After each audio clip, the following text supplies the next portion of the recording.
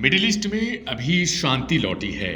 2 साल के बाद युद्ध थमा जरूर है, लेकिन इन 2 सालों तक गायब रहने वाला एक नाम अचानक से चर्चा में आने लगता है और फिर इस शांति प्रस्ताव का सबसे बड़ा खिलाड़ी बन जाता है।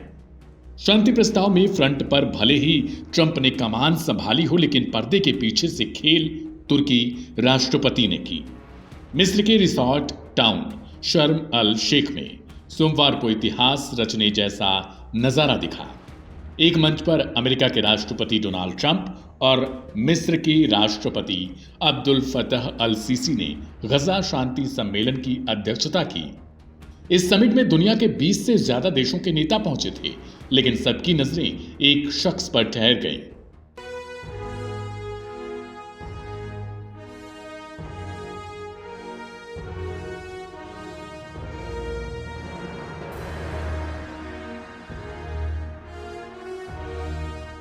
तुर्की के राष्ट्रपति रेजेप तैयब अर्दोगान पर।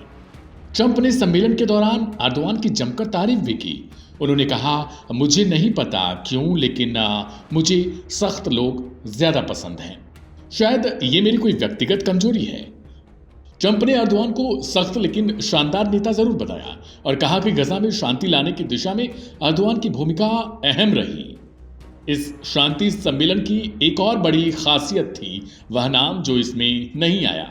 इस्राएल के प्रधानमंत्री बेंजामिन नेतन्याहू को भी बुलाया गया था, लेकिन वह शामिल नहीं हुए। दरअसल ब्रिटिश अखबार द गार्जियन की रिपोर्ट के मुताबिक अर्दोगान ने नेतन्याहू के आने पर आपत्ति जता दी थी। रिपोर्ट में कहा गया, अगर नेतन्याहू को बुलाया गया तो अर्दोगान का विमान शर्म अल शेख में नहीं उतरेगा। आखिरकार नेतन्याहू का दौरा रद्द हो गया और अर्दोगान बिना किसी प्रतिद्वंदी के उस मंच के केंद्र में दिखे। एक समय ऐसा भी था जब ट्रंप अर्दोगान के रिश्ते तल्ख हो चुके थे।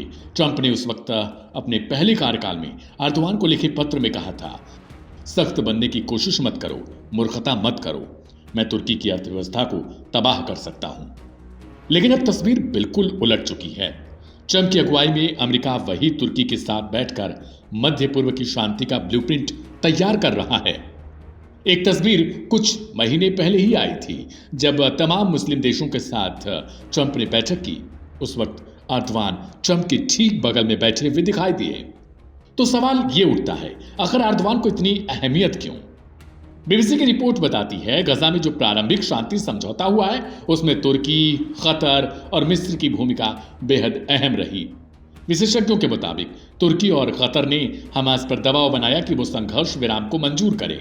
इसी वजह से ट्रंप की सफलता के पीछे अर्दोगान की भूमिका सबसे बड़ी मानी जा रही है। ट्रंप के लिए यह सिर्फ एक डिप्लोमैटिक डील नहीं थी, बल्कि प्रतिष्ठा का सवाल भी था। किसी भी तरह गजा में युद्ध बंद करवाना। मिस्र ने इस समिट में सभी पक्षों को बुलाया, हमास, ईरान और इसराइल तक को, ताकि मंच पर न्यूट्रल दिखे। लेकिन नेतन्याहू के आने पर अर्दोगान की आपत्ति उनके घरेलू राजनीतिक समीकरणों से भी जुड़ी मानी जा रही है। तुर्की के भीतर अर्दोगान अभी भी खुद को इस्लामिक दुनिया की आवाज दिखाते हैं।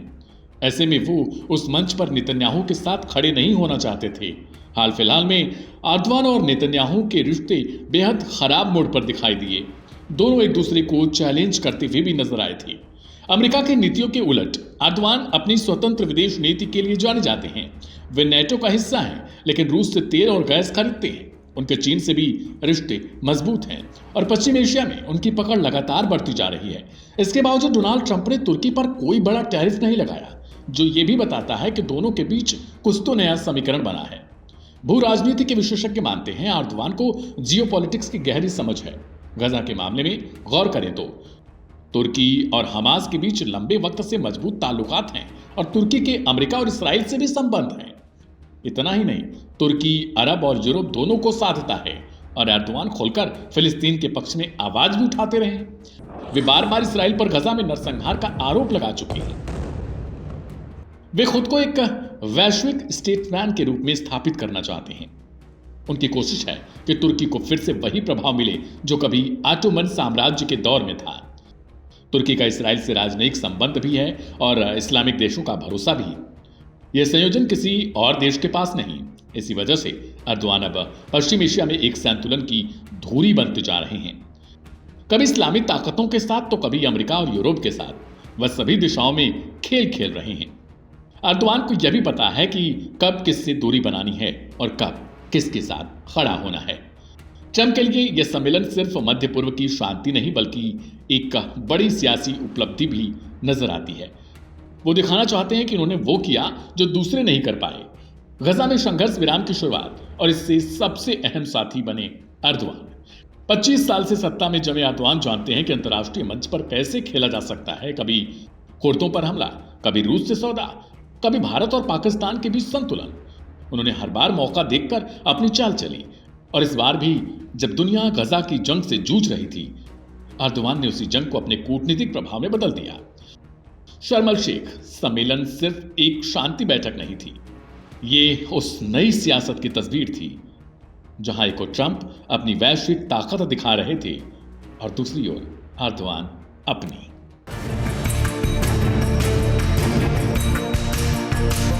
सीज फायर के बावजूद इसराइल गजा में थमा नहीं है।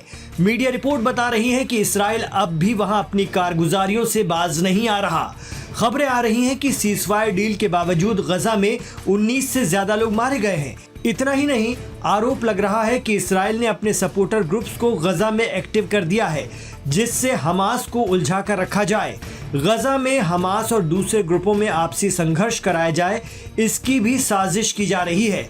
हमास ने गजा में गद्दारी के इल्जाम में जिन 20 से ज्यादा लोगों को सजा दी है, कहा जा रहा है कि ये इसराइल समर्थक उसी ग्रुप के लोग हैं।